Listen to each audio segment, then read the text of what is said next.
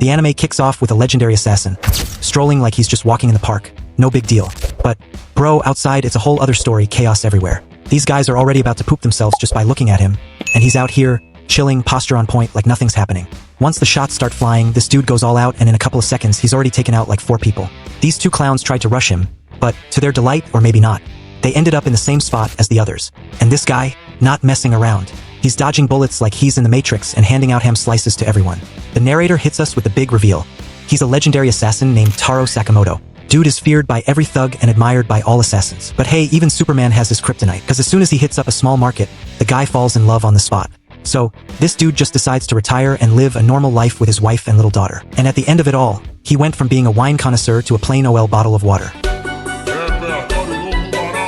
Flash forward to the present, and there's this kid saying he's been waiting for this moment forever. And no, it wasn't Zoro getting lost this time, it was Sanji. Meanwhile, inside the store, the little dude says if he hits the target, the old man's gotta give him a juice box. Enter the wife, who mentions that this kid's been coming around here way too often. The short guy tried to hit the target but failed miserably. The adorable little daughter had no clue what was going on, and when he bent down to grab his arrow, his backpack opened, spilling ink all over the customer's white pants. The dude starts screaming, asking if this kid has poop for brains. And when the wife asks what they're gonna do now, the kid manages to make the situation worse by getting more ink on the guy's pants. The man was about to punch the kid's face in, but Sakamoto swoops in to save him, putting a pencil to the guy's throat. But, hold up, that was just his assassin's mind reminiscing about the old days. When the kid thanks him for saving him, the 2 princesses tell him to calm down and stop crying. Then, that guy shows up again and says he saw exactly the evil intentions the old man had imagined. Turns out, this guy is Shin, the telepathic assassin. After a quick slap to the face, Shin tells him to stop with the whole killing people in his mind thing. And he's like, "You seriously forgot you used to work for me?" After grabbing some noodles, Shin asks if Sakamoto really left the criminal life to be a regular office guy. Shin starts begging him to come back, saying he was too awesome back in the day. And after roasting him for getting fat, Sakamoto says his days as an assassin are over. But this guy just can't handle it, asking how anyone could throw that away when all the criminals were terrified of him. Sakamoto's all like, "I'm not even listening to you," and keeps stuffing his face. Shin's all like, "You used to only eat military rations, man. You don't even look like yourself anymore." Just as Shin goes to light a cigarette, Sakamoto uses just a fraction of his speed and cuts it in half. "You think this is a joke, bro?" Clearly says, "No smoking," right there. The guy's like, "Yeah, maybe I look like an elephant, but my reflexes are still on point." Suddenly, a guy on a bike rolls up, apologizing for interrupting, but he needs a favor from Sakamoto. Shin's already sweating bullets, thinking this dude's trying to hire him to kill someone. But nah, it's nothing like that. Turns out, the guy's tree grew too much, and he needs help with trimming the branches. Then another person shows up saying her daughter won't eat vegetables, no matter what. But hey, you know Sakamoto's got it covered, right? The kids were crying because they couldn't share a ball, but the old man solved that problem too. He's like, "I can't believe you became the town's handyman. You may have hidden your identity, but you're fat and ridiculous now." And just as the kid shoots an arrow at his head, the guy's about to lose it. After hopping into his Ferrari, he says it's been 5 years since he last saw the old man. He admits he let himself go a bit, but still, the guy's aura was so amazing he wanted to work with him again. And the dude was so hyped about it, his wife started thinking some dirty thoughts. Then the dude's phone rings, and his boss asks if he managed to convince Sakamoto yet. So, as soon as he says no, the boss asks if the fat guy's already turned into ham. But dude's already acting all crazy, saying there's no need to kill a poor, fat guy. The boss tells him to shut up and says anyone who quits the gang needs to be wiped off the face of the earth. And since that's their gang's rule, Sakamoto's gonna have to pay for it. The dude starts yelling, saying the only option now is to hire someone else, and if he keeps messing around, he'll end up with that fat guy too. After Shin hangs up on him, he's like, "Well, guess there's nothing to do now." Later that night, Shin decides to stop by the market. After going home to get rid of that monkey smell, he sits down, sipping on a juice box. He starts remembering how Sakamoto used to be all cool and collected, and says if he doesn't do it, someone else will have to. As he starts glaring at his gun, he says no matter what, that old man's gonna end up dead. The next day, the little idiot kid's wondering which animal left a present here. While the girl's sweeping the street, she asks if he's the same kid from yesterday. The dude's not in the mood for talk, so he ignores everyone, apologizes, and says it's wartime. Back in the store, the old man's chilling, reading a newspaper. When Shin opens the door, he says since he's gonna leave town, he wants to say something to him. The guy pulls out his gun, but when he tries to shoot him in the forehead, Sakamoto spits out a pill that stops the shot. Shin's in disbelief, and after the old man distracts him, the dude doesn't even know where he's at anymore. To make things worse, he can't even read his mind, and after another distraction, the fat guy knows exactly what he's gonna do. He makes a slingshot to hit the kid, but the kid's got reflexes too and easily dodges it.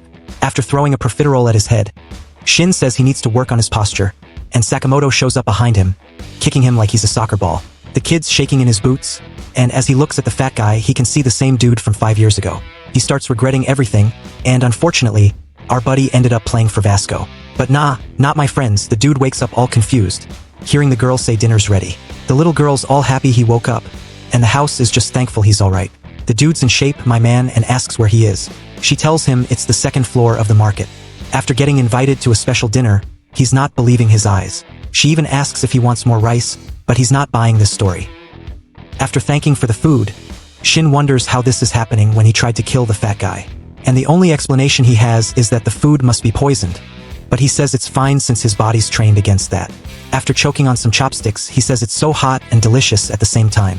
The girl says he ate just like Sakamoto used to, and even the little girl agreed with her. Shin says it's so amazing, and he's never felt such a great feeling before. That's when he realizes why Sakamoto left the crime life. Having a family like that is better than anything else. As they're about to say goodbye, the kid gets all awkward and thanks them for dinner. After hearing that, the old man points to the back, where it says thank you and to come back again. And the kid leaves grumbling, saying he's definitely no match for the legendary assassin. And I don't know if you noticed, but this guy doesn't talk at all. Then the crazy intro starts, but no one cares about that, bro. We want to see the action go down. So hit that like button and let's hit 100k subs by the end of the year.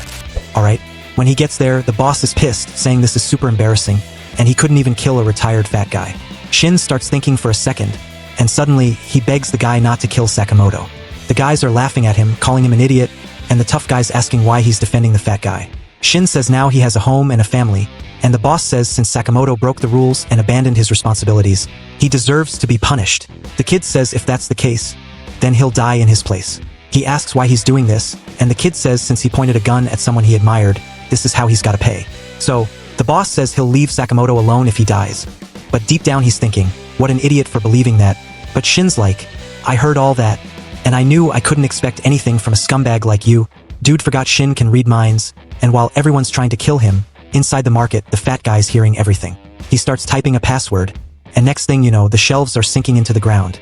A secret passage opens up, and boom, there's a ton of hidden weapons. Turns out, the guy had a whole arsenal in his store.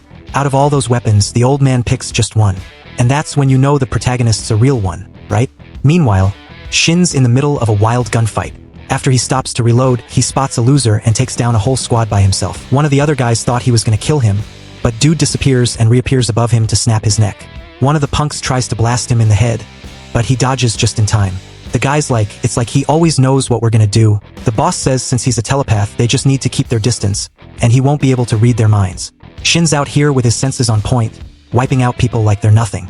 Then, when he stops to reload, he realizes it's his last magazine. He says, guess I'll have to run, and as soon as he says that, he gets shot in the leg and gets cornered instantly. Just when he thought it was all over, the glasses elephant shows up and stuns everyone.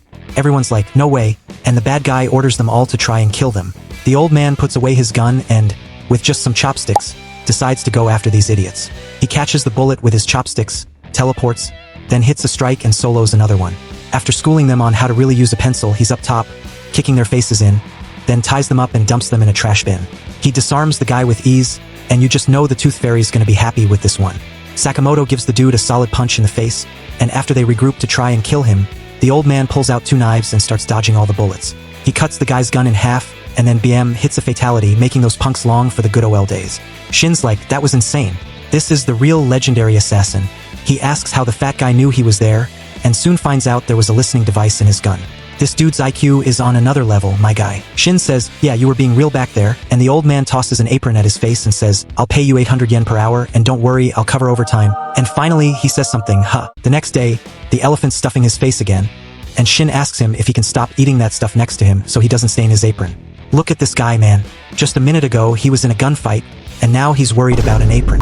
The wife shows up, saying the apron looks great on him, and the little girl says he looks really stylish. Then, when he notices an old lady needs help, he hands her the product, and she asks how he knew she wanted this. The little girl thinks it's so cool that he's a telepath, and when the kid asks him to play, he says he's busy. He asks if this is really fun, and the old man says it's way better than my last job, and just when he asks what his job was, the old man thinks, if I tell him, I'll be done for. He says, I was like a janitor, and when you think about it, it makes sense considering he used to clean up after all those scumbags.